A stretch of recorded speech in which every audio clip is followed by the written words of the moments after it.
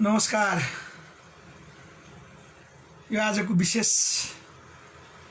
यो अलिकति फरक तर राजनीतिक प्रसङ्ग। यसलाई हामीले विशेष यस अर्थमा भनेका छौँ, अहिलेको निकै चर्चाको विषय एमसीसी। नेपाल सरकारले लिएको नीति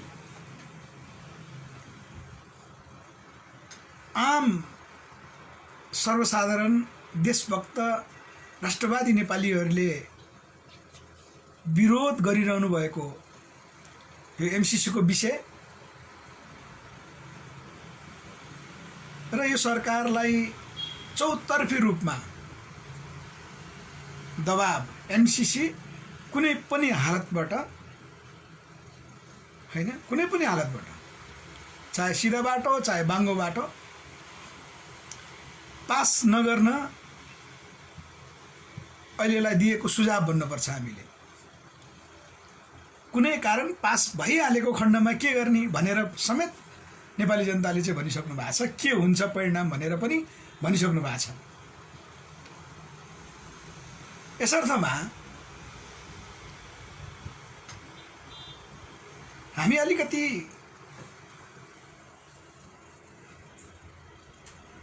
त्यो कन्फ्युज त्यसलाई मेटाउन सक्छौँ कि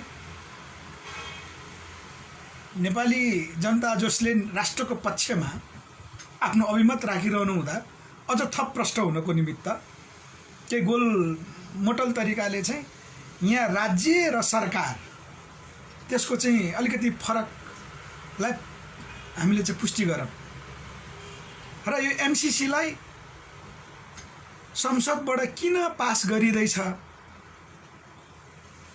हैन, यसको महत्त्व के हो, यो त्यति बाहिर बहसको विषय बनेको छैन। अब राष्ट्रिय मिडियाहरूले यस्ता कुराहरूमा त्यो बहस उठाउनको निमित्त उहाँहरूलाई चाहिँ केही अवरोध पनि होला। जस्तो हामीले धेरैजना विशेषज्ञहरूको कुराकानी सुन्छौँ।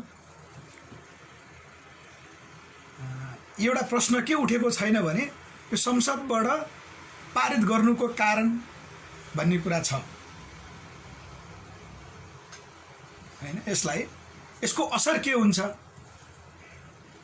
यो सरकारले चाहिँ किन अहिले बाहिरी रूपमा भन्नुपर्छ किन चाहिँ एमसीसी पास गर्नुको निमित्त मरिहत्ते गरेको छ। यो सरकारको मात्र नभइकन यो एमसीसीलाई अझ विपक्षी दल नेपाली काङ्ग्रेस विशेष गरी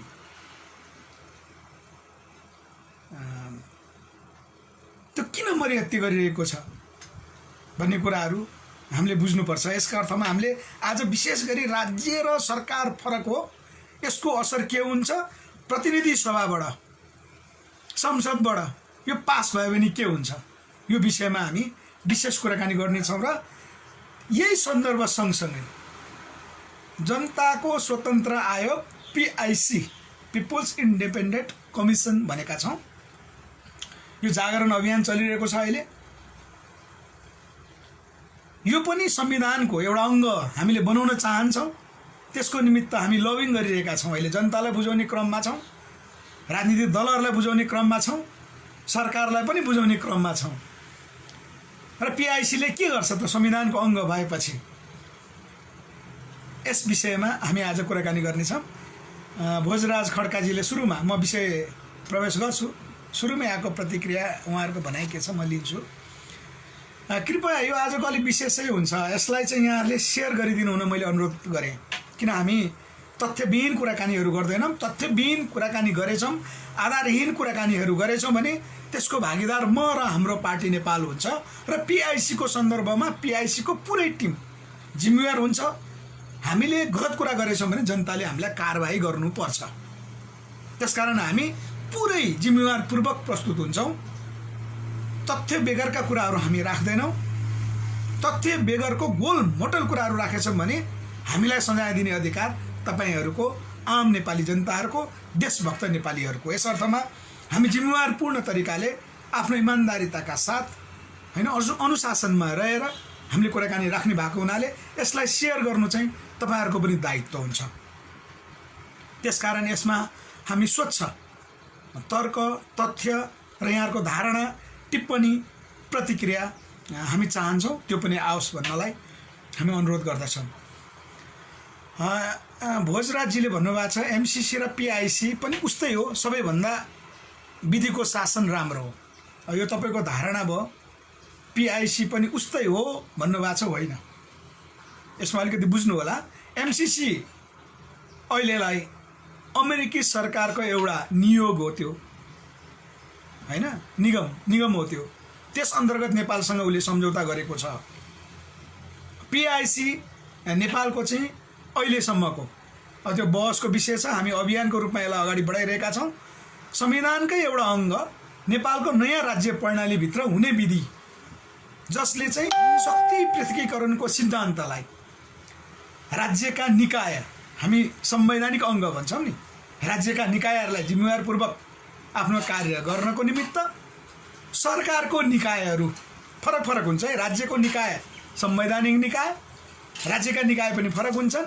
त्यसकारण सरकार पनि राज्यको एउटा निकाय हो, अङ्ग हो, त्यसरी व्याख्या गर्नुपर्छ। त्यसकारण हामीले अहिले पीआईसी चाहिँ यही नै हो भन्ने कुरा आएन, त्यता लानुपर्छ भनेर बहस गरिरहेको हुनाले अहिलेलाई एमसीसी र पीआईसी एउटै भएन। पीआईसीले चाहिँ नेपालको सम्पूर्ण राष्ट्रको मुद्दालाई सम्बोधन गर्छ, यसले चाहिँ राज्य प्रणालीको चाहिँ बहस गर्छ, यस्तो हुनुपर्छ भनेर यसले बहस गरिरहेको छ। यो कुरा जानकारी गराएँ। निर्मल खवासजीले भन्नुभएको छ नेपाली कांग्रेसले मात्र होइन सरकारले नै लागू गरेको छ एमसीसी पास गराउनलाई। राजनीतिक पाटोलाई हेर्दा सर प्लिज म त्यही कुरा राख्दैछु है। एमसीसी नेपालमा पारित भयो भने के हुन्छ सर, म त्यही कुरा राख्दैछु। ल म विषय प्रवेश गरेँ। अरू यहाँहरुको कुराकानीहरू म लिन्छु। करिब आजको यो लामै होला, यहाँ अरू साथीहरूको कुराकानी के आउँछ, प्रतिक्रिया के आउँछ त्यसमा भर पर्छ। सबभन्दा पहिला त हामीले के बुझ्नु पर्यो भने राज्य र सरकार फरक कसरी हो। हामीले अहिले अनुमान गरेको के हो भने सर्वे सर्वा सरकार हो, अथवा अहिले बाहिर बहसमा आएको 2/3 सरकार छ, यसले जे गर्दा पनि हुन्छ हैन। संसदमा बहुमत भए पुगिहाल्यो, निर्णय गरे भइहाल्यो, कानुन जे बनाए पनि हुन्छ, सबै ठाउँमा सरकारले निर्णय गर्दा हुन्छ भन्ने बहस अहिले व्यापक रूपमा छ। र नेपाली जनताले नि मलाई आमले यही कुरा अलिकति बढी बुझेको हो कि बुझेको भन्दा नि यसलाई मान्यता दिएको अथवा यसमा प्रश्न नभएर हुन सक्छ, त्यो कुरा होइन। हामी त्यो कुरा राख्दैछौँ। राज्य भनेको म राज्य र सरकारको चाहिँ फरक जान्छ। हामीले के भन्यौं भने सरकार हामीले बुझ्नु पर्यो, सरकार संविधानको एउटा अङ्ग हो। फेरि पनि भने मैले सरकार संविधानको एउटा अङ्ग हो। त्यो संविधान नेपालको मूल कानुन भन्छौँ हामी। त्यो मूल कानुन कार्यान्वयन गर्नको निमित्त राजनीतिक संरचना अन्तर्गत त्यो सरकार बनेको हुन्छ। त्यसकारण संविधान आफैमा फेरि सर्वे सर्वा हो त भन्दा होइन। संविधान नेपालको मूल कानुन भनेको त्यसले इङ्गित गरेको हुन्छ। त्यो संविधान अन्तर्गत त्यो संविधान कसरी चलायमान हुन्छ भन्ने मुलुकी ऐन छ। अर्को मुलुकी ऐन जो नेपालको पहिलो मुलुकी ऐन जङ्गबहादुर राणा श्री 3 प्रधानमन्त्री त्यो बेलाका 1910 मा चाहिँ नेपालमा मुलुकी ऐन, पहिलो मुलुकी ऐन उनी बेलायत गएर आइसकेपछि यहाँ लेखिएको भन्छन्। त्यसमा कानुन छ नि त, कानुन सोसर भनौँ, यो हुन्छ नेपालमा, यो हुन्छ भन्ने कुरा चाहिँ मुलुकी ऐनमा छ। त्यो मुलुकी ऐनले समग्र नेपालको चाहिँ प्रतिनिधित्व गर्छ। नेपाललाई कसरी चलाउने, कहाँ लाने, अर्थात् यसलाई अहिलेलाई हामीले के भन्न सक्छौँ भने नेपालको राष्ट्रिय नीतिको रूपमा पनि मुलुकी ऐनलाई लिन सक्छ हैन। संविधान त्यसलाई कार्यान्वयन गर्नको लागि ऐन कानुनहरू बन्छ। हाम्रो चाहिँ 301 वटा भन्दा बढी ऐन कानुन बन्न पर्थ्यो, जो बन्ने क्रममा छ। कतिवटा बनिसक्यो मलाई अहिले त्यो पुरै जानकारी भएन, यो संवैधानिक ज्ञाताज्यूहरूले बताउनुहुन्छ। अब त्यो कानुन बनाउने पनि फेरि निकाय त संसदै हो हैन। तर चाहिँ संविधान कार्यान्वयन गराउनको निमित्त ऐन कानुन बन्छ। त्यो ऐन कानुन अनुसार सरकार गठन भएको हुन्छ। यसर्थ सरकार संविधानको एउटा अङ्ग हो भन्ने कुरा हामीले बुझ्नु पर्यो। सरकार नै सर्वे सर्वा, चाहे दुई तिहाई होइन, जति पूर्ण मत ल्याए पनि, सरकार एकलौटी रूपमा भए पनि, विपक्षी नभए पनि सरकारले सर्वे सर्वा निर्णय गर्न सक्दैन। ऊ पनि चल्ने बाटो हुन्छ। उसलाई गाइडलाइन केले गर्छ? राज्यको सिद्धान्तले। त्यो राज्यको सिद्धान्त भनेको संविधान हो, नेपालको मुलुकी ऐन हो। त्यो संविधान कार्यान्वयन गर्नको निमित्त बनेका ऐन कानुनहरू हुन्। यति कुरा चाहिँ प्रष्ट बुझौँ है। अहिले यहाँ सरकार भयो भने सम्पूर्ण कुरा हुन्छ, सरकारले साराका सारा निर्णय गर्छ भन्ने जो भ्रम छ होइन, त्यो मलाई धरी भन्छन्। म यो वडामा चुनाव जितेको, म यहाँको राजा हो, मैले जे भने त्यही हुन्छ भन्छन्। मलाई रामेछापमा एउटा वडा अध्यक्षले पनि त्यही भनेको थिएँ, 13 नम्बर वडा अध्यक्ष, म सर्वे सर्वा हुँ भनेको थिएँ। मैले त्यतातिर व्याख्या जान चाहिनँ। यहाँ म काठमाडौँको 3 नम्बर वडामा पनि त्यही भनेको छ। हाम्रो यहाँ 3 नम्बर वडाका वडा अध्यक्षजी हुनुहुन्छ, उहाँ लगातार 3 पटक चुनाव जित्नु पनि भएको छ। उहाँहरूले पनि त्यसो भन्नुहुन्छ। त्यो अपव्याख्या हो, त्यो गलत हो होइन। अब अर्को हामीले पिआइसीको कुराकानीहरू जोड्छौँ। अब राज्य भनेको के हो त? संवैधानिक अङ्ग भनेको के हो त? हामी त्यतातिर जाउँ। राज्यको अङ्ग, संवैधानिक अङ्ग भनेको जस्तो अख्तियार दुरुपयोग अनुसन्धान आयोग सबैले सम्झिने, यो राज्यको अङ्ग हो, यो सरकारको अङ्ग होइन। यो हेर्नुहोस् है, यहाँ केही भन्नुभएको छ युवराजजीले अगाडि निर्मल खवास सरकार मात्र सर्वश्रेष्ठ हुन सक्दैन, नेपाली जनताको मनोभाव नभई सरकार एक कदम अगाडि बढे परिणाम उल्टो देखिन्छ। ठिकै छ, टिप्पणी पछि गर्नु होला है, म पछि लिन्छु। हिजो देउबाको सामु ओलीले महाकाली पास गरी भारतलाई बिजुली बिल खर्ब आउँछ भन्थे, आज ओलीको सामु एमसिसी पास गरी अर्ब आउँछ विकास हुन्छ भन्थे। यी एउटै ढ्याङ्का। ठिक छ, म यो कुराकानीहरूमा जान्छु। मैले त्यसपछि अब समग्र पछि मात्र लिन्छु है यो विषय टुङ्ग्याएर। संविधानको संवैधानिक अङ्ग जस्तो अख्तियार दुरुपयोग अनुसन्धान आयोग एउटा हो, यो राज्यको अङ्ग हो। राज्य भनेको कसरी बुझौँ भने सिङ्गो नेपाल होइन, यो हाम्रो एउटा शरीर जस्तो बुझौँ। जस्तो हाम्रो शरीर, हाम्रो आँखा, नाक, कान, मुख होइन, हाम्रो ज्ञानेन्द्रिय इन्द्रियहरू हुन्छन्, हात खुट्टाहरू हुन्छन्, सबैका आफ्ना काम छन् नि।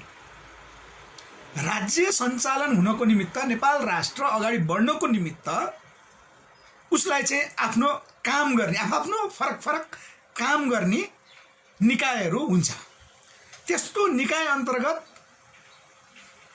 अख्तियार दुरुपयोग अनुसन्धान आयोग एउटा निकाय हो होइन। त्यसै गरी सुरक्षाको पाठ हेर्ने नेपाल प्रहरीको विभाग एउटा विभाग हो त्यो। हेर्नुहोस् है, अर्को नेपाली सेना जो नेपाल राष्ट्रको सुरक्षा गर्नको लागि परिआएको खण्डमा अन्तिममा चाहिँ होइन, नेपाल राष्ट्रको विरुद्ध, दुश्मनका विरुद्ध चाहिँ लडाइँ लड्नको निमित्त बनाएको चाहिँ संरचना हो। यो राज्यको अङ्गहरू हो। त्यो हामीले त्यसरी बुझौँ होइन। यस्तै विभिन्न विभागहरू हुन्छ, विभिन्न अङ्गहरू हुन्छ। यसै अन्तर्गत राजनीतिक अङ्ग हो सरकार। कुरा बुझ्नुभयो नि, राजनीतिक अङ्ग। यसको प्रावधान संविधानमा चाहिँ लेखिएको हुन्छ नि। सरकार यसरी गठन हुन्छ, जनताले चुनावबाट चाहिँ जनप्रतिनिधिहरू जिताउनुहुन्छ होइन। उहाँहरू चाहिँ सङ्घीय सांसदहरू जनप्रतिनिधि सभामा आउनुहुन्छ, त्यहाँ नियम कानुनहरू बनाउनुहुन्छ भनेर भनिन्छ नि। संविधानमै प्रश्न लेखिया छ नि होइन। सरकार गठन कसरी हुन्छ, विघटन कसरी हुन्छ, राष्ट्रपति चयन कसरी हुन्छ भन्ने कुरा सबै त्यहाँ लेखिएको छ नि संविधानमा होइन। र संविधानमा नेपाली जनताको मौलिक हक भनेर चाहिँ त्यहाँ 31 वटा भन्दा बढी बुँदामा लेखिया छ है। यद्यपि म संविधानको पुरा व्याख्याता होइन, मेरो विषय होइन, म राजनीतिक मान्छे हो, राजनीतिक कुराकानी राख्छु। मौलिक हक भनेको पनि त्यो सरकारले दिएको मौलिक हक होइन। त्यो राज्यले नेपाली नागरिक भइसकेपछि नेपाली नागरिकलाई दिएको अनिवार्य त्यो उसको हक हो। त्यो राज्य सरकारको मातहतमा हुँदैन। त्यो नेपाल राष्ट्रको मातहत हुने भयो, राज्यको मातहत हुने भयो। त्यसकारण मौलिक हक भनेको हरेक नेपालीले पाउने हक भनेको त्यहाँ किटान गरिएको छ संविधानमा। त्यसकारण राज्य भनेको संविधान हो। फेरि पनि बुझौँ है, संविधान भनेको राज्य हो, राज्य भनेको संविधान हो। त्यसलाई कार्यान्वयन गर्नको निमित्त, राज्यलाई चलायमान बनाउनको निमित्त, हाम्रो शरीरमा रगत सर्कुलेसन भइरहनको निमित्त, पारिरहनको निमित्त विभिन्न अङ्ग, देखिने अङ्ग नदेखिने अङ्गले काम गरेको जस्तै ऐन कानुन अनुसार कार्यहरू भएको हुन्छ। त्यो गर्नको निमित्त एउटा महत्त्वपूर्ण पार्ट हाम्रो शरीरको चाहिँ हातले एउटा काम गर्छ होइन, खुट्टाले अर्को काम गर्छ। हातले गर्ने काम खुट्टाले हुँदैन, काम चलाउ त हुन्छ होइन, त्यो त सङ्कटको बेलामा हुन्छ। हाम्रो यहाँ सङ्कटकालीन व्यवस्था छ नि, त्यो त होइन। हाम्रो ज्ञानेन्द्रियहरूको एउटा काम हुन्छ, इन्द्रियहरूको एउटा काम हुन्छ। त्यस्तै राज्यको विभिन्न चाहिँ निकायहरू हुन्छन्, विभागहरू हुन्छन्, अङ्गहरू हुन्छन्। त्यो अङ्ग अन्तर्गतको एउटा सरकार हो, त्यो अङ्ग अन्तर्गतको एउटा अख्तियार दुरुपयोग अनुसन्धान आयोग हो, नेपाल प्रहरी एउटा संरचना हो, नेपाली सेना एउटा संरचना हो होइन। विभिन्न विभागहरू हुन्छन् नि, त्यसलाई चाहिँ बाँडिएको छ। फेरि अधिकार चाहिँ बाँडिएको छ। अधिकार भनेको कतिपय राजनीतिक नेतृत्वहरू प्रतिनिधि सभामा पुगिसकेपछि त्यहाँबाट चाहिँ नियुक्ति हुन्छ। यो विषयमा म अहिले आउँछु होइन। त्यहाँ चाहिँ प्रमुखहरू जस्तो हाम्रो संवैधानिक परिषदले नियुक्त गर्ने अख्तियार दुरुपयोग अनुसन्धान आयोगका प्रमुखहरू है, नेपाली सेनाका प्रमुखहरू, त्यो चाहिँ रक्षा मन्त्रालयले स्वीकृत गर्नु पऱ्यो नि, क्याबिनेटले निर्णय गर्नु पऱ्यो भन्छन् नि। प्रहरी प्रमुखहरू होइन, संवैधानिक निकायको आयोगका प्रमुखहरू पनि राजनीतिबाटै नै निर्णय हुने हो नि त। भनेको राजनीतिक निर्णय चाहिँ होइन, तर त्यो निर्णय गर्ने तरिका छ नि त। हाम्रो प्रधान न्यायाधीशज्यूहरू, न्यायाधीशज्यूहरू, न्याय परिषद ऐन छ। त्यो न्याय परिषद ऐन भनेको चाहिँ त्यसमा 5 जना 6 जनाको चाहिँ हुन्छ। प्रधानमन्त्री हुनुहुन्छ होइन, गृहमन्त्री, त्यस्तो चाहिँ एउटा हाम्रो सभामुख। त्यस अन्तर्गत हुने कार्यहरू भनेको सरकार पनि कसरी चल्नुपर्छ त, सरकारले गर्ने कामहरू के हो, उसको मूलतः दायित्व भनेको कहाँप्रति हुन्छ? संविधानप्रति हुन्छ, मुलुकी ऐनप्रति हुन्छ। त्यो मुलुकी ऐन भनेको राष्ट्रिय नीति हो। नेपाललाई कता लाने, नेपालभित्र यो हुन्छ, यो हुँदैन त भन्नु परेन। यो हुन्छ भनेपछि अरू बाँकी सबै हुँदैन भने हो नि होइन। जुन कुरा यो हुनुपर्छ भनिसकेपछि छुवाछुत हुनु हुँदैन भनेको चाहिँ फेरि हुनुपर्छ भन्ने कुरा त हुँदैन। यस्ता थुप्रै विषयहरू छन्, चाहे भूमि ऐनको कुराहरू हुन्, चाहे चाहिँ आम नागरिकको अधिकारका कुराहरू हुन्, त्यसमा कारबाहीका प्रक्रियाहरू हुन्। यी सबै चाहिँ राज्यका होइन कानुनहरू, मुलुकी ऐन, त्यो कार्यान्वयन गर्नको निमित्त बनेको सरकार हो। र यहाँ आमलाई के भन्ने हो भने अहिले मैले फेरि पनि दोहोऱ्याएँ, सरकार नै सर्वेसर्वा हो। हामीले चुनाव जितेको हो, चुनाव जितेपछि चाहिँ सबै कुरा गर्न पाइन्छ होइन। अनर्थ यसरी लाग्यो, चुनाव जितिसकेपछि उसलाई संविधान पनि लाग्दैन, ऐन कानुन पनि लाग्दैन। त्यही व्याख्या छ होइन। अहिले प्रयोग त्यही भएको छ नि होइन। यहाँ मुद्दा कसलाई चलाउने नचलाउने त्यो त सर्वोच्च अदालतको निर्णय हो नि त। प्रहरी प्रशासनले चाहिँ आफ्नो रिपोर्टहरू बुझाएको हुन्छ, कानुन त नै त्यसलाई तामेलीमा राख्ने निर्णय गरे हुन्छ। पछिल्लो उदाहरण छैन, हाम्रो अपहरण काण्ड भनिएको छ नि, हाम्रो के यादवजी, म त नाम पनि बिर्सेँ अस्ति, सङ्घीय समाजवादी पार्टीको, उहाँ अपहरणको मुद्दा चल्यो, मुद्दा निवेदन पनि पेश भयो, प्रहरीले चाहिँ त्यसको अनुसन्धान गर्यो एक चरणको। अब अहिले त्यसलाई चाहिँ महाधिवक्ताको कार्यालयले अहिले मुद्दा चलाउन नपर्ने भनिसकेपछि त्यो त्यहाँ थन्क्यो। ल हेर्नुहोस्, अब यहाँ भयो के त भन्दा सरकारले जे गरे त्यही हुन्छ भन्ने कुरा भयो कि भएन। संविधान त सर्वोच्च अदालतले त छानबिन गर्नु पऱ्यो नि, निर्णय सुनाउन पाउनु पऱ्यो नि, प्रहरीले अनुसन्धान गर्न पाउनु पऱ्यो नि, डिटेल अनुसन्धान जसको जिम्मेवारी छ। अपहरण भयो कि भएन, त्यो कानुन अनुसार चाहिँ त्यसलाई दोषी कति दिनुपर्ने होइन।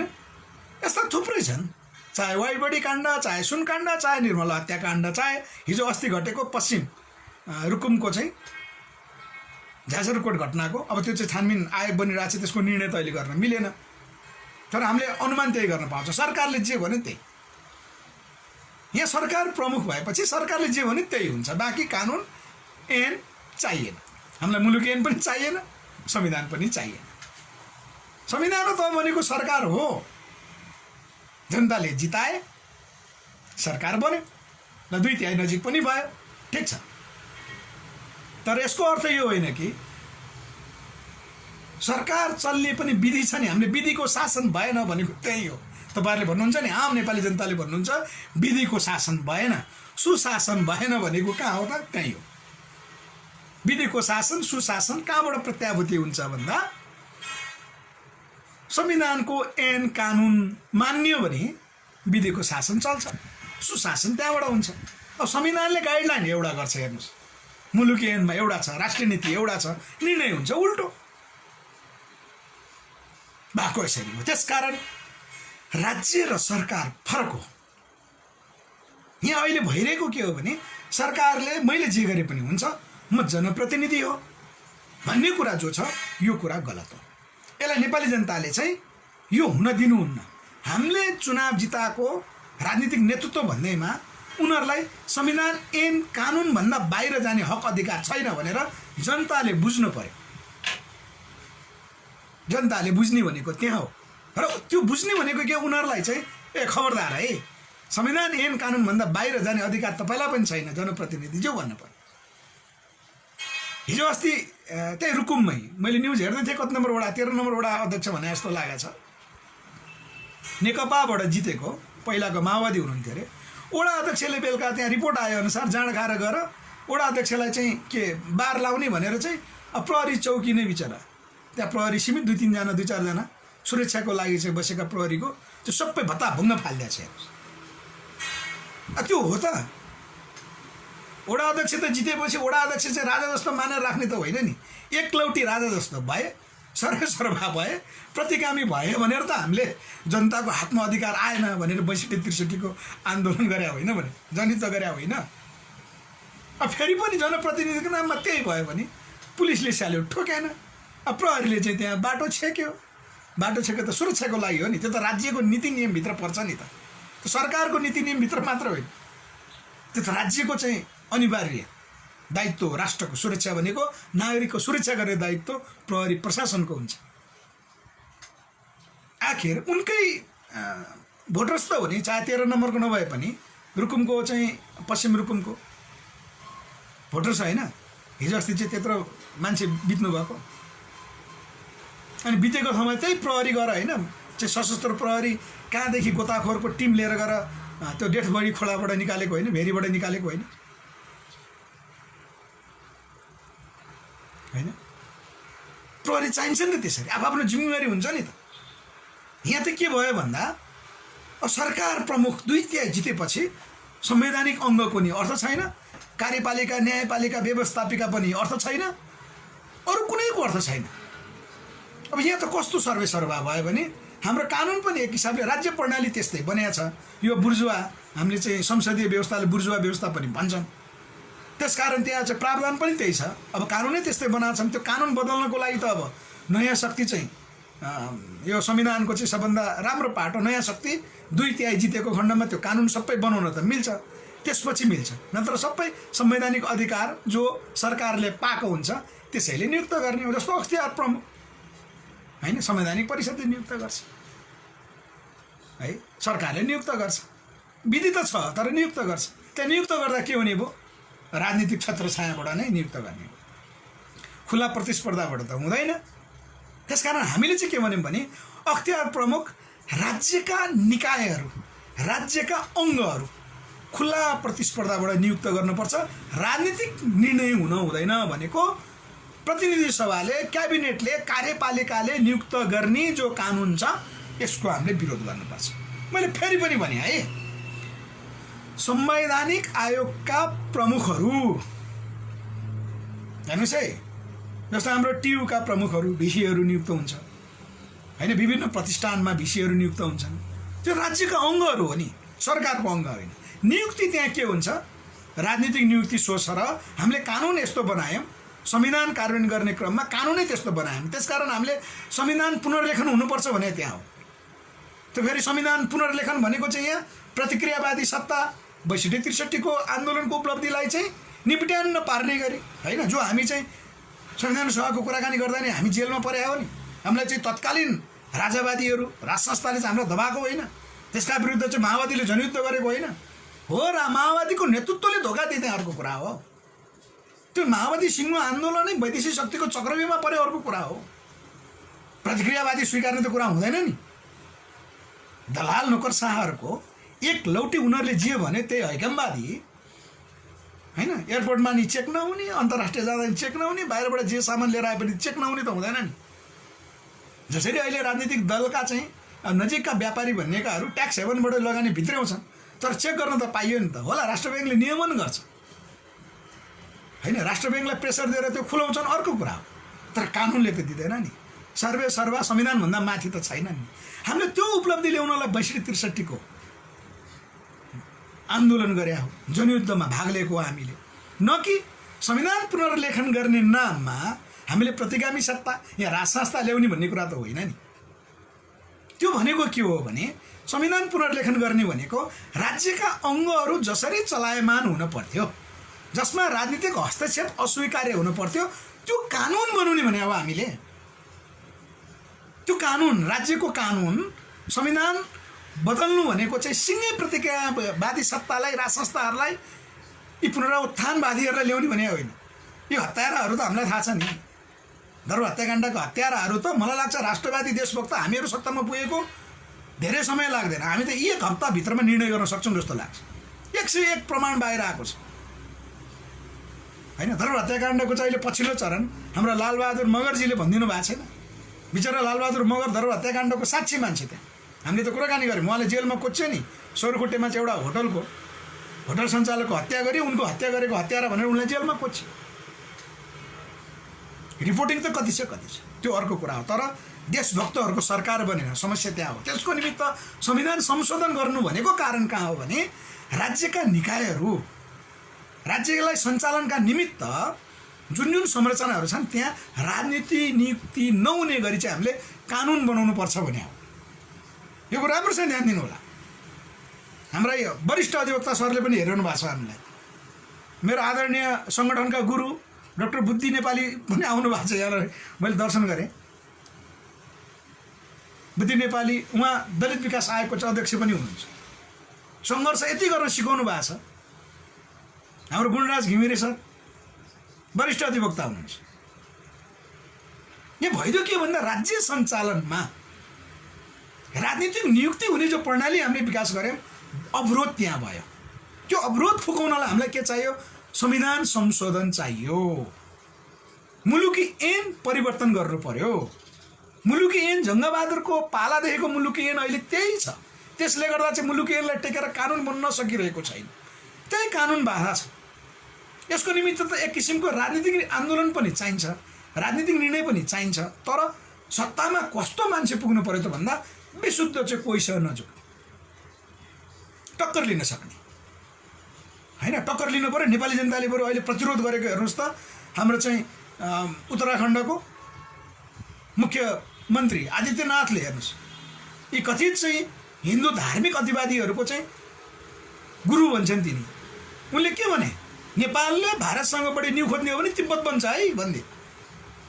यो कुरा त उनले अहिले भन्नै पर्थेन, हामीलाई पहिलादेखि थाहा छ नि। चीन र भारत मिल्यो भने नेपाल खाउँला भन्ने विचार गरे होला, त्यस्ता सम्भव छैन। नेपाललाई चाहिँ भारतले चीनको काठ तिब्बतको डर नदेखाए हुन्छ। उनका भारत जोगाइदिएको नेपालले हो, यो धेरै कुरा नगरौँ। यतापट्टि हाम्रो आजको विषय छैन। त्यसकारण आदित्यनाथको विरुद्ध आम नेपालीहरू हेर्नुहोस् त, तर जिम्मेवार राजनीतिक नेतृत्वहरू बोलेको काहीँ पाउँछौँ? हामी राज संस्थावादीका यी राजावादी भनौँदाहरू उनीहरूले चाहिँ दिल्लीसँग कुराकानी गरेर मोदीको छत्रछायामा परेर नेपालमा राज संस्था ल्याउँछौँ भनिरहेकाहरूको आज बोली फुटोस् त। आदित्यनाथलाई गरेर भेटेका नि हत्यारा ज्ञानेन्द्रले आदित्यनाथको पाउ परेर नेपालमा राज संस्था बिउताइदेऊ, मेरो प्रतिक्रियावादी सत्ता बिउताइदेऊ भनेर चाहिँ खुट्टा ढोकेका होइन। आज ती हत्याराहरूले बोलुन् त यहाँ ट्विटरमा ट्यु गरेर हुन्छ? नेपाली जनता त्यो बेकुफ छैनन् अहिलेका। 62-63ले नेपाली जनताले जो अधिकार दिएको छ त्यो अधिकारको भरपूर प्रयोग गरेको छ नेपाली जनताले। त्यसकारण नेपाल राष्ट्रको विपरीत जो जान्छ हैन। यसमा चाहिँ म एउटा क्रान्तिबाट उदाउनुभएका नेता हाम्रो चाहिँ चीनका अहिलेका महामहिम राष्ट्रपति सी जिनपिङको कुरा, उहाँको भनाइ, जाने बेलाको भनाइ, चीन विरुद्ध आँखा लाउनेहरूलाई हामी हड्डीको धुलो बनाइदिन्छौँ भन्नुभएको छ। हड्डी छाला काट्छौँ पनि भन्नु भएन, हड्डीको धुलो बनाउँछ भन्नुभएको छ। हामीले त्यही कुरा गर्छ। नेपाल राष्ट्रको विरुद्ध फेरि पनि सरकार 2/3 छ भन्दैमा नेपाली जनताको दम्भको विरुद्ध नेपाली जनताले जो आग्रह गरिरहेछन्, जो विनय गरिरहेछन्, जो 2007 सालपछि नेपाली जनताले अधिकार माग गरिरहेछन्, विकासको एजेन्डा खोजेका छन्, अधिकारको एजेन्डा खोजेका छन्, जिम्मेवारीको एजेन्डा खोजेका छन्, यसलाई टेकेर एमसीसी सत्ताबाट पास गर्ने कोसिस गरे भने तिनीहरूका हड्डीको धुलो, म त भन्छु मेरो त चिया बगान छ, त्यो हड्डीको धुलोको चाहिँ मल बनाएर हाल्छु म। मैले त्यो भाषा प्रयोग गर्छु। त्यसकारण एमसीसी संसदबाट किन पास गर्न मरियत्ते गरे? अब त्यतापट्टि प्रवेश गरौँ हामी। करिब करिब राज्यका अङ्गहरू फरक हुन्। सरकार राज्यको एउटा अङ्ग हो, उनीहरूका आफ्ना जिम्मेवारीहरू छन्। त्यहाँ एकले अर्कोलाई हस्तक्षेप गर्न हुन्न, जो कुरा हामीले भन्यौँ यसमा प्रष्ट हो। त्यसकारण सर्वे सर्वा सरकार होइन, सर्वे सर्वा ऐन हो, कानुन हो, नेपालको संविधान हो, नेपालको मुलुकी ऐन हो। के नेपालको संविधानले एमसीसी माग गर्छ? अमेरिका हस्तक्षेप यहाँ चाहिँ माग गर्छ त? मुलुकी ऐनले नेपालमा चाहिँ त्यो माग गर्छ? गर्दैन। अनि गर्दैन भने सरकारले चाहिँ त्यही अन्तर्गत बनेको एउटा विभाग सरकारले चाहिँ किन मर्यादा गरेको? पैसा छैन भने संविधानलाई माग नि त। उसो भए ल, संविधानले बनाएको राज्यसँग माग, त्यो भनेको नेपाली जनतासँग माग त। मलाई भन्दै हुनुहुन्थ्यो मलेसियाका साथीहरू जो त्यहाँ श्रम गर्नुभएको छ, अरूको घरमा, त्यहाँ अरूको फ्याक्ट्रीमा पाले काम गरिरहनु भएको छ, सेक्युरिटी गार्ड, अलिकति सम्मानित शब्द, मैले अलिकति नेपाली भएको हुनाले ठाडो शब्द प्रयोग गरेँ, मलाई माफ गर्नु होला त्यहाँका साथीहरू, जो पाले काम गरिरहेको छ, अर्काको घरको सुरक्षा गरिरहनु भएको छ, उहाँहरूले भन्नुभएको छ कि नेपाल सरकारलाई 55 अरब पैसा चाहिएकै हो त। 55 अरबले चाहिँ हैन, यदि मेरो राष्ट्र सार्वभौम अधिकार, मेरो राष्ट्रको जोगिन्छ भने हामी मलेसियाबाट चाहिँ कति हुन्छ? हामी यहाँ 9 लाखभन्दा बढी मलेसियामा श्रम गरिरहेका छौँ, हाम्रो सङ्गठन छ। म नेपाल सरकारलाई आह्वान गर्छु, मलेसियाबाट नै हामी 55 अरबभन्दा बढी पैसा दिन्छु भनेर त्यहाँका साथीहरूले भनिरहनु भएको छ। अन्तका साथीहरू पनि त्यही भनिरहनु भएको छ, औपचारिक रूपमा बाहिर बोलेका छैन। मलेसियामा चाहिँ मैले सुनेअनुसार त्यहाँका राजदूतावासमा एउटा ज्ञापन पत्र बुझाउन जाँदै हुनुहुन्छ उहाँहरू। उहाँहरूको भनाइ एमसीसी कुनै हालतमा पास गर्नुहुन्न है भन्नुभएको छ उहाँहरूले। किन हुन्न? त्यहाँको लेबर काम गर्ने मान्छेलाई चिन्ता छ नेपाल राष्ट्रको। आज हामी नेपालमा सर्वे सर्वा भनाउँदाहरू, राजनीतिक विश्लेषक भनाउँदाहरू हामीले चाहिँ एमसीसीको पक्षमा कुराकानी गर्न मिल्छ? उहाँहरूलाई चिन्ता के छ? उहाँहरूको राजनीतिक सोचबुझ कति छ हेर्नुहोस्। 62-63 को परिवर्तनको सोचबुझ एउटा अरूको देशमा चाहिँ लेबर काम गर्ने, श्रम काम गर्ने, पाले काम गर्नेलाई पनि कति थाहा छ? एमसीसी संसदबाट पास गर्यो भने संविधानको अङ्ग बन्छ भन्ने चेतना ती नागरिकलाई छ, नेपाली नागरिकलाई। फेरि पनि भने मैले, एमसीसी संसदबाट पास भयो भने त्यो संविधानको अङ्ग बन्छ। फेरि पनि ध्यान दिए, संविधानको अङ्ग बन्छ, यो कुरा ध्यान दिउँ। संविधानको अङ्ग भनेको नेपाल सरकार पनि एउटा संविधानको अङ्ग हो। अख्तियार दुरुपयोग अनुसन्धान आयोग पनि संवैधानिक निकाय हो। नेपाली सेना, नेपाल प्रहरी जस्तै विभिन्न चाहिँ विभागहरू सम्पूर्ण चाहिँ राज्यका अङ्गहरू हुन्। त्यसै गरी संसदबाट कानुन त यो पास, एमसीसी पास हुने बित्तिकै त्यो पनि हाम्रो संविधानको अङ्ग बनिसकेपछि अब भन्नुहोस् त्यसको कानुन त के हुन्छ? हामीले बाहिर एमसीसीको जो नेपाल सम्झौता भनेको त कानुन सोसर हुन्छ भनेको छ। त्यो कानुन बनाइरहनु पनि पर्दैन। सम्झौता भने गर्ने बित्तिकै अटोमेटिक लागिहाल्छ त्यो कानुन। जब एमसीसी संसदबाट पास हुन्छ त्यो संविधानको अङ्ग हुन्छ भनेको नेपाल सरकार जसरी अहिले चलिरहेछ नि, फङ्सन भइरहेछ नि, त्यस्तै गरी एमसीसी फङ्सन हुन्छ भनेपछि त्यसको कानुन उसको छुट्टै स्वायत्त अधिकार हुन्छ। नेपाल सरकारको छुट्टै अधिकार भएको जस्तै, अख्तियार दुरुपयोग अनुसन्धानको आफ्नो ऐन कानुन भएको जस्तै, नेपाल प्रहरी, नेपाली सेनाको आफ्नो चाहिँ विधि विधान ऐन कानुन भएको जस्तै एमसीसीको पनि आफ्नो विधि विधान छ, जसलाई हामीले अहिले भनिरहेको नेपालको कानुनलाई चाहिँ अमेरिकी कानुनले हस्तक्षेप गरेको हुन्छ भन्ने कुरा जो आएको छ त्यही हो। संवैधानिक हैन तरिकाले चाहिँ अगाडि बढ्ने बित्तिकै, संविधानको अङ्ग बन्ने बित्तिकै के हुन्छ? अब नेपाल बाँकी रहन्छ। अर्थात् नेपालको सामन्ती व्यवस्था हटाउनलाई त 62-63 जतिको आन्दोलन चाहियो, 10 वर्षको जनयुद्ध चाहियो त्यहाँसम्म प्रवेश गर्नको निमित्त, हैन? त्यहाँ वैधानिक अवैधानिक आन्दोलन चाहिँ जनयुद्ध गर्नु पर्यो। त्यही क्रममा चाहिँ त्यहाँ एउटा दुर्भाग्य घटना चाहिँ अब मर्न नपर्ने नमर्न पर्ने मान्छे पनि मार्न परेको बाध्यता त्यही हो। त्यसको जगमा चाहिँ 62-63 को आन्दोलन उठ्यो। किन? नेपालको चाहिँ त्यो संविधान सामन्ती व्यवस्था दलाल नोकरसाहरूको शासन हटाउनको निमित्त। त्यसले बल्ल 62-63 को अन्तरिम संविधान मार्फत जग बसाल्यो नेपालको। भनेको संविधान पुनर्लेखन नगरिकन त्यो हट्दैन, एमसीसी हट्दैन। पछि संसदबाट पास भयो भने संविधानै बदल्नुपर्छ। संविधान बदल्नलाई के हुनु पर्यो? 2/3 को सरकार बन्न पर्यो, होइन? 2/3 को सरकार बन्न पर्यो। एमसीसी पास भएपछि अब उसले के 2/3 को सरकार चुन्ने गरी नेपालमा उसले माहौल छोड्छ? छोड्दैन। प्रश्न यहाँ हो। त्यसकारण हामीलाई 55 अरब अमेरिकाले दिने अनुदानसँग सरकार भएन। हामीले सबभन्दा प्रमुख सरकार प्रतिनिधि सभाबाट संसदबाट पास हुने बित्तिकै यो संविधानको अङ्ग बन्छ। मूल समस्या यहाँ हो। यस अर्थमा म नेकपाका भीम रावलजीलाई पनि अनुरोध गर्न चाहन्छु, नेकपाका लीलामणि पोखरेललाई पनि म भन्न चाहन्छु, त्यहाँ कानुन संशोधन गरेर संसदबाट पास गर्ने भन्ने कुरा, एमसीसी को कानुनहरू त्यहाँ कतिपय छन् त्यसलाई पास सुधार गर्नुपर्छ, संशोधन गरिसकेपछि पास हुन्छ भन्ने कुरा, यो कुरा फिर्ता लिनुहोस्। यो घुमौरो तरिकाले एमसीसी पास गर्नुपर्छ भन्ने तर्क हो। यो फेरि पनि भने मैले भीम रावल र लीलामणि पोखरेललाई मैले फेरि पनि भने, जसले उहाँ लगायत जसले एमसीसी को कानुन त्यहाँ संशोधन गरेर 10-11 मुद्दा कति छ त्यो संशोधन गरेर, अझ त्यसको चाहिँ नेतृत्व झलनाथ खनाल हुनुहुन्छ, त्यो संशोधन गरेर एमसीसी पास गर्नुपर्छ भनिरहनु भएको छ। यो झन् खतरनाक खेल। किन नेपालमा संविधानको अङ्ग बनेर एमसीसी छिर्ने बित्तिकै उसले कानुन उसलाई केही पनि चाहिँदैन। उसलाई वैधानिक रूपमा नेपालको संविधानभित्र प्रवेश गर्नु छ, त्यो संशोधन गरेर भए पनि पास हुन्छ। यो नेपाली जनताको विरोधलाई अर्को तरिकाबाट छेड्नको लागि हो। त्यसकारण झलनाथ खनाल, भीमराव लगायत नेकपाका जो साथीहरूले बोलिरहनु भएको छ, ठिक त ठिक हो, तर संशोधन गरे पनि तपाईहरुले भन्नुहोला, संशोधन गर्नु परे पनि बरु प्रतिनिधि सभाबाट पास नगरिकन संविधानको अङ्ग नबनाइकन एमसीसी प्रोजेक्टको रूपमा ल्याउने भयो भने प्रब्लम छैन। किन? हामी संविधान त भोलि राष्ट्रवादीहरूले त चुनाव जित्छन्, अब राष्ट्रवादीहरू नै उदाउँछन्, त्यसपछि हामी त्यसलाई खारेज गरौँला, तिनीहरूको चाहिँ के गर्नुपर्ने गरौँला। तर संविधानको अङ्ग भइसकेपछि हामीले सक्दैनौँ। यहाँ आन्दोलन उठ्न सक्दैन। जसरी 62-63 भन्दा अगाडि जनयुद्धको जो आन्दोलन उठ्यो, जनयुद्ध चाहिँ त्यत्तिकै उठेको होइन। यस अर्थमा म त्यसका नेतृत्व चाहिँ तत्कालीन नेतृत्व प्रचण्ड लगायत, बाबुराम लगायत, मोहन वैद्य, किरण लगायत उहाँहरूको त्याग र तपस्याको निमित्त र त्यसमा भाग लिने जो जनयोद्धाहरू हुनुहुन्थ्यो, जो शहीदहरू हुनुहुन्छ, उहाँहरूप्रति हार्दिक म भावपूर्ण श्रद्धाञ्जली अर्पण गर्दै यहाँ बेपत्ता र शहीदका परिवारहरूको निमित्त चाहिँ हामीले विशेष रूपमा ध्यान दिनुपर्छ पनि भन्दछु। विशेष गरी ती क्षेत्रका साथीहरू जो जनयुद्धमा होमिनु भयो, उहाँहरूको लागि म स्यालुट गर्न चाहन्छु।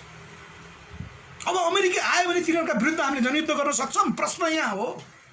हामीले नेपालभित्रकै सामन्तका विरुद्ध लड्न त त्यत्रो त्याग र तपस्या गर्नु पर्यो। यहाँ 17,000 मान्छे मार्दाखेरि यत्र मान्छे मारे भनेर हत्यारा भन्नेहरू भोलि अमेरिकीसँग लड्न पर्दाखेरि चाहिँ यहाँ हजारको कुरा आउँछ, लाखौँ लाखका कुराहरू आउँछ। के त्यो नेपालले गर्न सक्छ? नेपालको लक्ष्य अहिले कोहीसँग जनयुद्ध गर्नुपर्ने हो?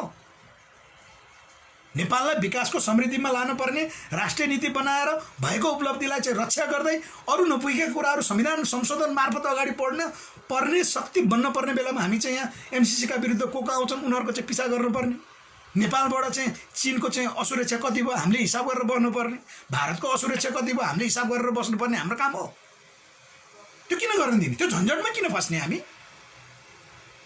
त्यसकारण एमसीसी जसरी हुन्छ संसदबाट पास गर्नुपर्छ भन्नुको कारण हो संवैधानिक अङ्ग बनाउनको निमित्त भन्ने कुरा बुझ।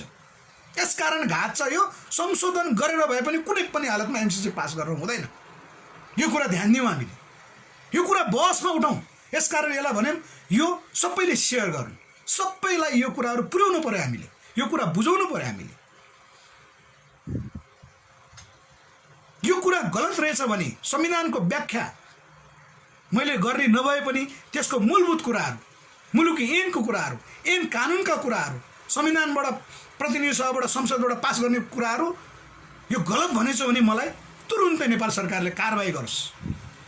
म कारबाही भोग्न तयार छु। यति कुरा नेपाली जनताले भन्दाखेरि गलत कुरा भनेछु भने नेपाली जनतालाई यो संविधान विपरीत गलत कुरा अराजक कुरा मैले भ्रमपूर्ण कुरा फैलाइदिएछु भने म अहिले यहीँ यो रेकर्ड छ, मलाई नेपाल सरकारले जस्तो सुकै सजाय दिने पनि म स्वीकार छु, म मन्जुर छु।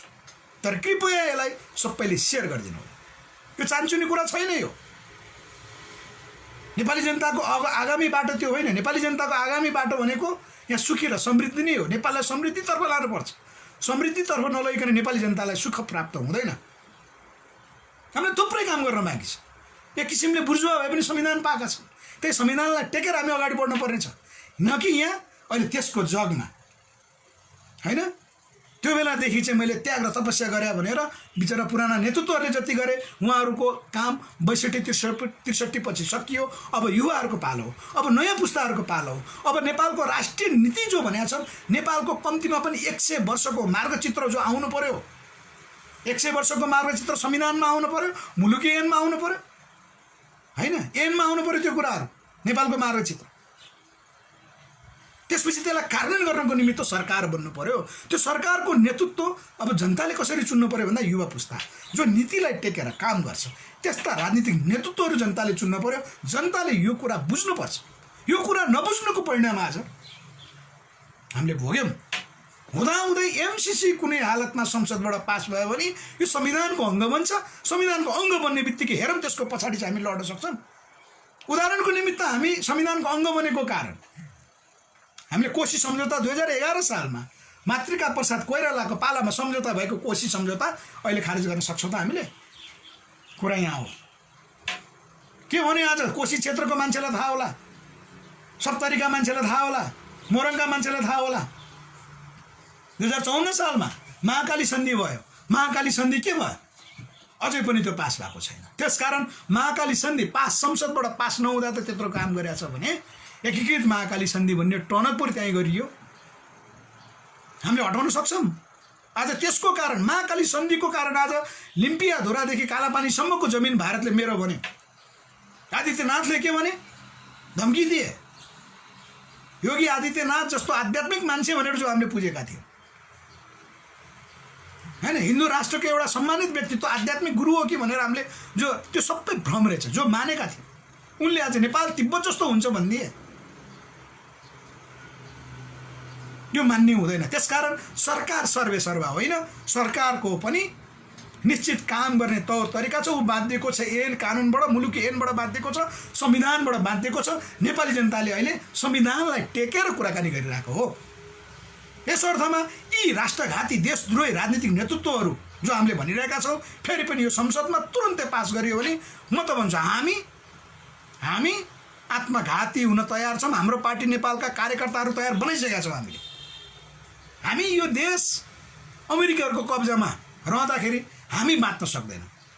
म चाहिँ बाँच्न सक्दिनँ। हाम्रो पार्टी नेपालका कोही पनि कार्यकर्ता हामी त्यसरी प्रतिबद्धता गरिरहेका छौँ। हामी त्यसै आफूलाई देशभक्त भनेका छैनौँ। हामी आत्मघाती हुन तयार छौँ।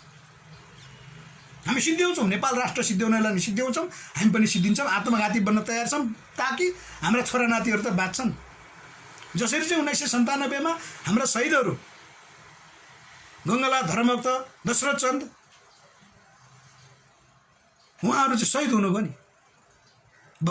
त्यसै गरी बलभद्र कोरहरू, भक्ति थापाहरू, अमरसिंह थापाहरू, हामी त्यसै गरी एमसीसीको कारण नेपालको संविधानको अङ्ग बनेर नेपालमा अमेरिकी सत्ता प्रवेश भएछ भने हाम्रो पार्टी नेपाल तयार छ। हामी आत्मघाती हुन तयार छ। यो भन्ने कुरा होइन, यो काम गर्ने कुरा हो। त्यसकारण यहाँ हामीले के भने, मैले पछिल्लो चरण एमसीसी कुनै पनि हालतमा पास हुनुहुन्न र नेपाली जनताले भन्छौँ एमसीसी पास गर्ने पार्टीहरू जो खुल्लमखुल्ला घोषणा गरेका छन् तिनीहरूका दारा खुस्काइदिए हुन्छ, मुख भत्काइदिए हुन्छ। ल को बोल्दो रहेछ उनीहरूका थुतुना च्याद्दिए हुन्छ। नेकपाका कार्यकर्ता, नेकपाका समर्थक, नेकपालाई पैसा दिइदिकन पाल्ने चाहिँ व्यापारीहरू को हुन्? काङ्ग्रेसका चाहिँ त्यस्ता को हुन्? एमसीसीका समर्थक पार्टीका को हुन्? तिनीहरूका आजैबाट चाहिँ थुत्न सुरुवात गरे हुन्छ। होइन भने उनीहरूले पार्टी विरुद्ध बोलुन्। एमसीसी पास भएको खण्डमा मेरो नेतृत्वको म बङ्गरा झार्न तयार छु, तिनीहरूका विरुद्ध आत्मघात गर्न तयार छु भनेर भन्न पर्यो। आत्मघात भनेको आत्मघाती बन्न तयार छु भनेर भन्न पर्यो त्यस पार्टीका कार्यकर्ताहरू। अनि देशभक्त राष्ट्रवादी देखिन्छ। होइन भने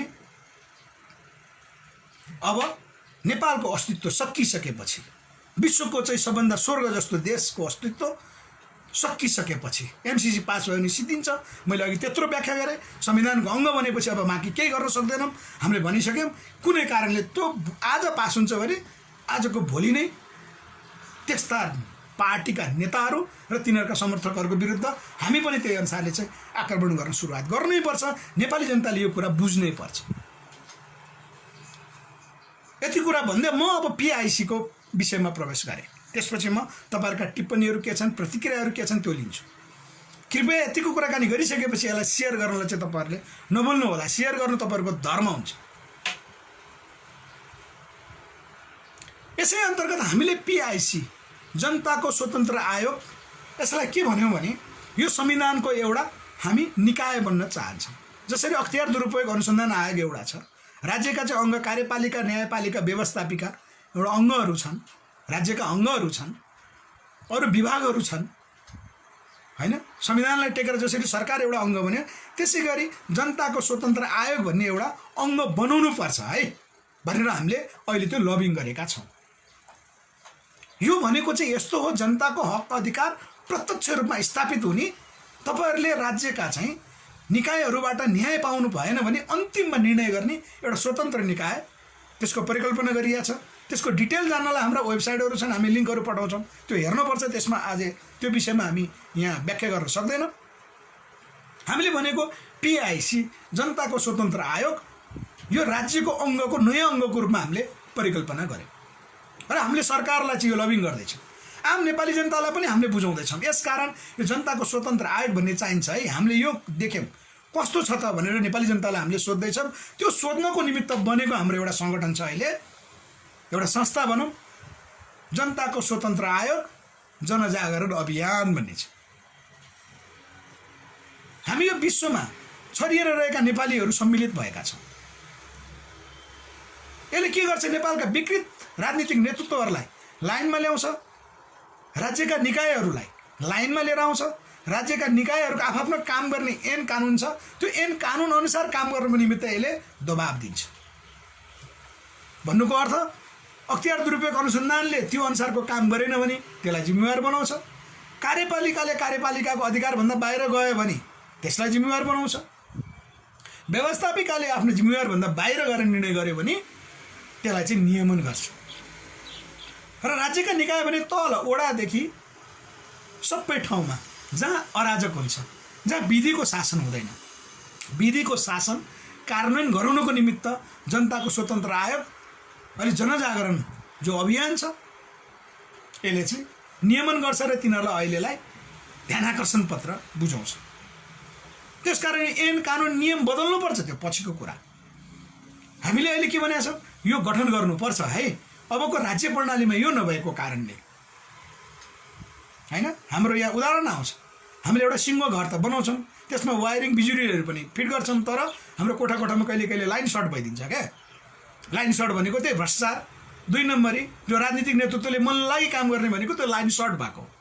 त्यो लाइन सर्ट भएकोलाई निभाउनलाई हामीले मेन स्विच अफ गऱ्यो भने के हुन्छ, त्यो सर्ट कामै हुँदैन, त्यसले आगो लाग्दै सक्दैन। त्यसकारण हामीले पीआईसीले कन्ट्रोल गर्ने हो, कमान्ड कन्ट्रोल, त्यस्तो किसिमको एउटा मेकानिजम, एउटा प्रणाली संविधानको अङ्गको रूपमा परिकल्पना गरे हौँ। अख्तियार दुरुपयोग अनुसन्धान आयोग भएको जस्तै उसको सार्वजनिक पदमा बसेको व्यक्तिहरूको भ्रष्टाचारलाई, त्यो गलत क्रियाकलापलाई उसले छानबिन गर्ने अधिकार लिएर बसेको जस्तै महालेखा निरीक्षण यो कार्यालय, परीक्षा नियन्त्रण कार्यालय जो छ उसले नेपाल सरकारको अडिटहरू सानो वडादेखि केन्द्रसम्मको अडिट गरे जस्तै, नेपाल प्रहरीको, नेपाली सेनाको आफ्नो काम भएको जस्तै, अरू सम्पत्ति शुद्धिकरण आयोगको एउटा काम भएको जस्तै यो पीआईसीको एउटा काम हुन्छ। अब त्यसको अधिकार, काम, कर्तव्यहरू त हामीले कानुनले चाहिँ तय गर्नुपर्छ, त्यो पछिको कुरा हो। त्यो पीआईसी पनि संविधानको एउटा अङ्गको रूपमा हामीले गठन गर्न सक्नुपर्छ। त्यसको निमित्त अब देशभक्त राष्ट्रवादी युवाहरू त्यहाँ आउनुपर्छ है। अब पीआईसी नभइकन हुँदैन। पीआईसी भयो भने सारा कुराको चाहिँ समस्याको समाधान हुन सक्छ। हामीले त्यसरी परिकल्पना गरेका छौँ। त्यो विषय चाहिँ अब हामी जनतामा आएर बहस गर्छौँ, ठाउँ ठाउँमा आएर चाहिँ त्यो कार्यक्रमहरू राख्छौँ, त्यहाँ भाग लिइदिनु हुनेछ भन्ने हाम्रो अपेक्षा छ। हामी विभिन्न सहरमा आउँछौँ, पत्रकार सम्मेलन गर्छौँ, हाम्रा कुराहरू राख्छौँ, जनताको कुराहरू लिन्छौँ र यसलाई फाइनल गर्छौँ। यो अहिले प्रस्तावित जनताको स्वतन्त्र आयोगको एउटा डकुमेन्ट बनेको छ, त्यो वेबसाइटमा उपलब्ध छ, त्यो प्रस्तावित रूपमा छ, त्यसलाई हामी संशोधन गर्न पनि चाहन्छौँ हैन। त्यसकारण हामीले के भन्यौँ भने यो जनताको स्वतन्त्र आयोग PIC संविधानको अङ्ग हुनुपर्छ। हामीले त्यतापट्टि लबिङ गरिरहेका छौँ। यहाँ MCC पास भयो भने के हुन्छ भन्ने कुरा मैले गरेँ। राज्य भनेको फरक हो, राज्यको चाहिँ अन्तर्गत एउटा निकाय हो नेपाल सरकार भने यो भनेका कुराहरू गलत रहेछन् भने म सजाय भोग्न तयार छु। गलत कुरा समाजमा मचाउन पाइँदैन। जो अहिले अभियानको नाममा जोहरू हुनुहुन्छ उहाँहरूले अलिकति भ्रमपूर्ण कुराहरू गर्नुभएको छ। आन्दोलित जनतालाई हैन केही गलत कुराहरू दिइरहनु भएको छ। उहाँहरूलाई म अनुरोध गर्छु एकपल्ट यो हाम्रो अन्तर्वार्तालाई सुनिदिने कि अनि बहस गर्ने कि हाम्रो अनुरोध छ। यति भन्दै आजको यो विशेष कुराकानी मैले अन्त गरेँ। तपाईँहरूको यहाँको एकपल्ट म टिप्पणीहरू पढ्छु, कृपया यसलाई सेयर गरिदिनु हुन मैले अनुरोध गरेँ। सबैमा आज पुर्याउँ यसलाई। म हाम्रो पार्टी नेपालको यो युट्युब च्यानल छ त्यसमा पनि हाल्छु। धेरै त सब्सक्राइबरहरू हुनुहुन्न, हाल्छु। हामीले बिस्तारै चाहिँ बोलाउनु छ। सधैँ कुरा हामी सही कुरा गर्ने मान्छेहरूको थोरै हुन्छ सङ्ख्या, यसमा समस्या भएन।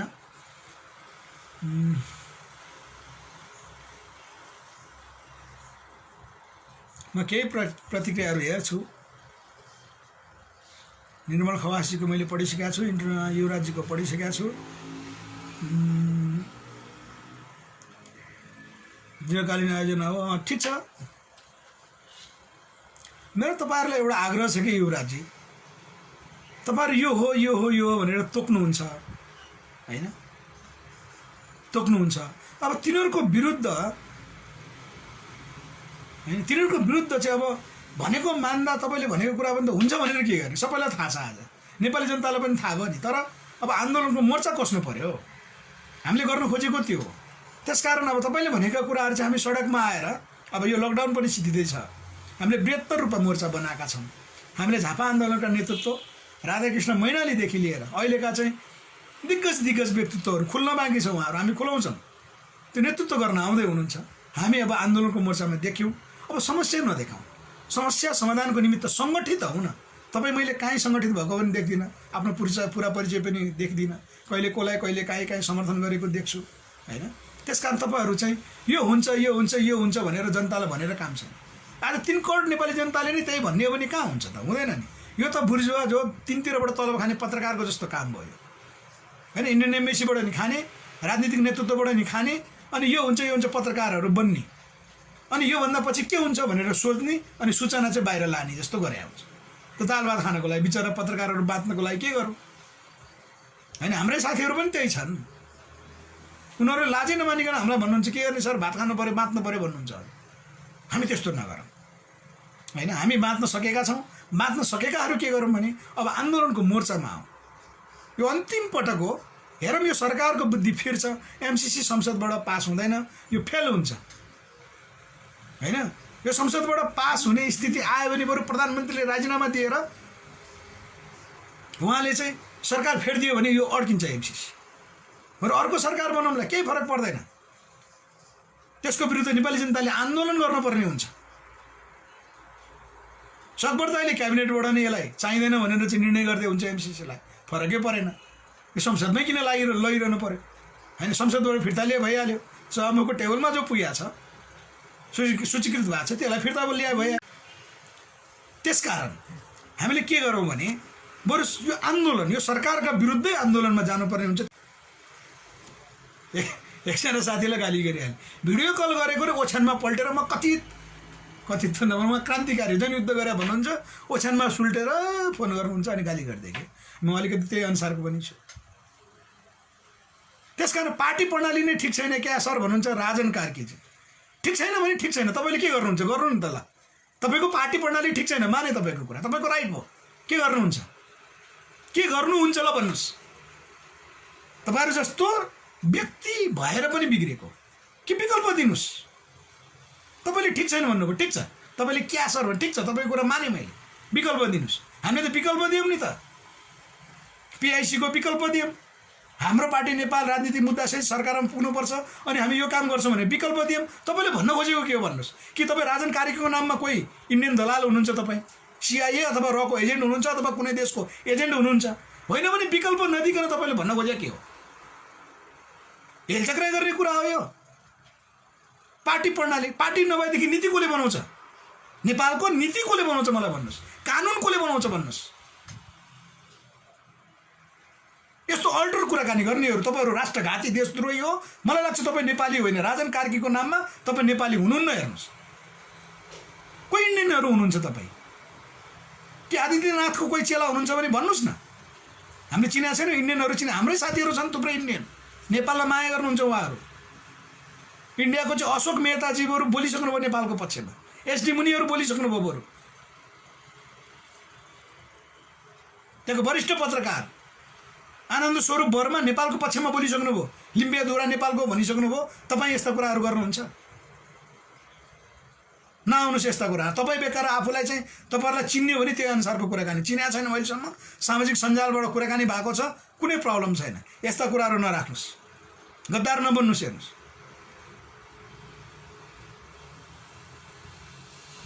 तपाईँलाई योभन्दा पटक पनि, पहिला पनि भने मैले, धेरै पटक भने हो, यति गाली गर्ने हैसियत तपाईँलाई म राख्छु। यहाँ साथीहरू साक्षी हुनुहुन्छ। के को लागि दलाली गर्ने हामीले? नेपाल राष्ट्रको विरुद्ध के को लागि लाग्ने हामीले? के को लागि बाँच्नुहुन्छ तपाईँ? पार्टी प्रणाली गलत छ, ठिक छ त, प्रणाली गलत छ भने ठिक के हो भन्नुहोस् न त। भन्नुहोस् कि प्रत्यक्ष निर्वाचित कार्यकारी राष्ट्रपतीय शासन हो भने यसो हुन्छ भन्नुहोस्, होइन? तपाईँको राज संस्थावादी हो भने राजा आएपछि यो हुन्छ भन्नुहोस्, तपाईँको राजालाई बोल्न लाउनुहोस्। तपाईँको राजाको कुरा त यहाँ आइ नै हाले, आदित्यनाथ तपाईँको गुरुले नेपाल तिब्बत बनाइदिन्छु भनिहाले। तपाईँ त्यो वादी हो कि होइन मलाई थाहा छैन, तपाईँको कुराकानी सुन्दा मलाई लाग्छ तपाईँ खतरनाक इन्डियन एजेन्ट हो। तपाईँ त्यसको लागि काम गर्नुहुन्छ, नभए कतै तपाईँ भड्काउने काम गर्दै हुनुहुन्छ। यति भने तपाईँले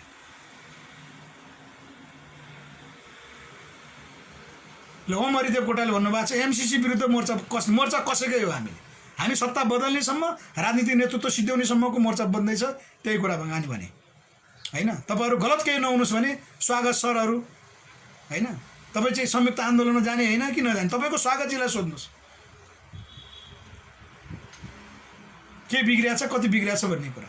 तपाईँ गाँठी कुरा बुझ्नुहोस्। ओम हरिजीलाई मैले अर्को कुराकानी तपाईँलाई केही सामाजिक सञ्जालमा हाम्रो कोड बनेको छ, उहाँहरूको विरुद्ध हामीले कोड गरेका छौँ, त्यो घोषणा गर्न नपरोस्, होइन? यहाँ आन्दोलन गरेर के हुन्छ भन्ने कुरा पुलिसले 2 लट्ठी हान्दाखेरि मेरो ढाड र खुट्टा भाँच्यो भनेर किन भन्नु पर्यो? तपाईँको स्वागत नेपालजीको को कार्यकर्ता भने होइन? आन्दोलन पनि गर्ने, खुट्टा भाँच्यो भनेर चाहिँ मेरो खुट्टा भाँच्यो पनि भन्ने?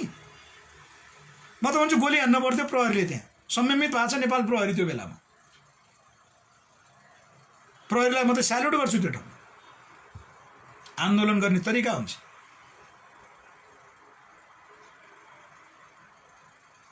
होइन? त्यसकारण तपाईँहरू जस्तो गलत ठाउँमा प्रयोग हुनुभयो भने नेपालमा परिवर्तन आउँदैन। भएको त्यही हो कुरा, बुझ्नुहोस्। ल, मार्क नेपाल मनसेवा केन्द्र कडा छ सर भन्नुभएको छ। ल, धन्यवाद गोपाल सर। कडा होइन, यो अनिवार्य हो। नेपाल राष्ट्रको विरुद्ध खेल्ने तत्त्वहरू तपाईँ हाम्रै नेपाली दाजुभाइ, हाम्रा साथीहरू भएर कसरी आछन्? हेर्नुहोस् त गोपालजी, यो सही हुँदैन नि। हेर्नुहोस्, किन बाँच्ने भने नेपाली नभइकन त्यो त गुलाम दलाली गरेर किन बाँच्ने? त्यो जीवन त बाँच्नुपर्ने आवश्यकता छैन। हेर्नुहोस्, कम्तीमा हाम्रो पुस्ताले त्याग गऱ्यो भने तपाईँ हाम्रो पुस्ता पछिकाले त सुख पाउँछन् नि, होइन? नेपालीको चाहिँ पहिचान चिनाइरहन पाउँछन् नि, पाउँदैनन्? कुरा त्यही त हो। तपाईँ हामी त्यसकारण त भयो। ल, हस्, के आक्रोशपूर्ण मैले कुराकानी राखेँ, तपाईँहरूले कुतर्क राख्नु भएको हुनाले मैले त्यो भनाइहरू राखेको हुँ। किनभने हाम्रा दुश्मनहरू हामीसँगै छन्, हाम्रा सबभन्दा योजना एकदम ठिक छ भनेर आएका छन्, हामीले चिनेका छौँ, होइन? कि अब राष्ट्रवादीहरूको ठुलो छ मोर्चा बनिएको छ। अब के राष्ट्रवादीहरूले चाहिँ राष्ट्रघातीहरूलाई सिद्ध्याउने समय हो, नाम खोलिन्छ सबैको। यही कुराकानी राख्दै ल, आजको यो फेसबुक लाइभ मार्फतको हाम्रा कुराहरू यहीँ अन्त्य गरेँ। यो कुनै युट्युब राष्ट्रिय च्यानलमा दिँदा यतिको कुराकानी हुन सक्दैन थियो। उनीहरूले प्रश्न सोध्न पनि सक्दैन, उहाँहरू प्रश्न सोध्न पनि निश्चित दायराभित्र बाँधिनुपर्ने हुन्छ, त्यो कुरा हामीलाई थाहा छ। त्योभन्दा हाम्रो चाहिँ सबैभन्दा अगाडि जे हो त्यही कुरा राख्नको निमित्त यो सामाजिक सञ्जाल, यो फेसबुक होइन, अरू माध्यमहरू, यो नै सबैभन्दा आधिकारिक छ। यही मार्फत आयौँ, यसैलाई प्रचार प्रसार गरौँ। अरू बाँकी तपाईँहरूको प्रतिक्रियाहरू के आउँछ, अरू मैले पटक पटक भन्ने गरेका छु, मेरो सामाजिक सञ्जालमा तपाईँहरू कुराकानी गर्न सक्नुहुन्छ। हाम्रो फोन सम्पर्कहरू हामीले छोडेका छौँ, फेरि पनि म भन्छु, हामीलाई सिधै सम्पर्क गर्नुहोस्।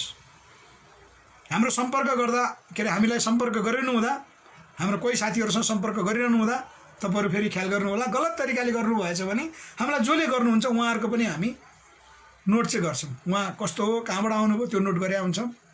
यो कुरा पनि तपाईँहरूलाई मैले पहिले भनिदिएको छु।